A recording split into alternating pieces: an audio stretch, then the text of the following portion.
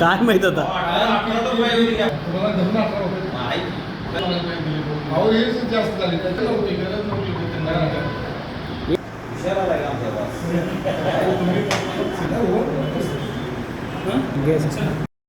या प्रेसच्या माध्यमातून आम्हाला एवढंच सांगायचं आहे, कुणाची पात्रता काय आहे हे जनता ठरवत असते.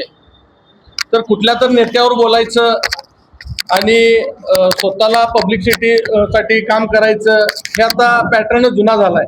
अखंड महाराष्ट्रामध्ये तुम्ही बघितलाय, भाजपचं एकमेव काम असं आहे की महापुरुषांना नाव ठेवायचे, महापुरुषांबद्दल चुकीचं बोलायचं आणि प्रेसमध्ये बातम्या द्यायच्या.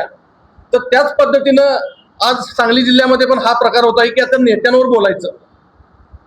तर हे कुठं तर थांबलं पाहिजे आणि हे भाजपनं थांबवलं पाहिजे, कारण ह्याची सुरुवात भाजपनं केली आहे आणि हे सत्तेच्या जीवावर चाललंय. तर लवकरात लवकर ह्या गोष्टीला कुठं तर ह्या भाजपनं घालणं गरजेचं आहे. त्या कार्यकर्त्यांना त्या नेत्यांना भाजपनं सांगणं गरजेचं आहे. नाहीतर सगळ्या जनतेला समजून चुकलं आहे ह्याचं बी कुठनं निर्माण व्हायला लागलं. तर एवढंच ह्या प्रेसच्या माध्यमातून आम्हाला सांगायचं आहे. ते आदरणीय विशालदादा आणि विश्वजित कदम साहेब दोघेही कायम समाजातील सर्व घटकांना एकत्र सोबत घेऊन जाणारे आहेत. समाजातील प्रत्येक घटकाला त्यांनी प्रत्येक वेळी वेळोवेळी न्याय मिळवून देण्यासाठी झटत असतात आणि त्यांच्याकडे ते न्याय मिळतो. त्यामुळे लोकांचा त्यांच्याबद्दल आदर, प्रेम, त्यांच्यावर विश्वास हा आहेच.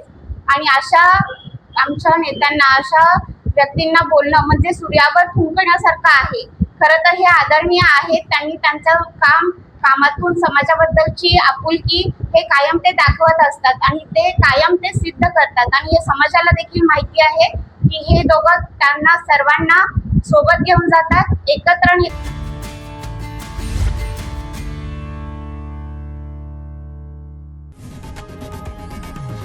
लोकशाही मराठी ऐका, पहा, जागरूक रहा.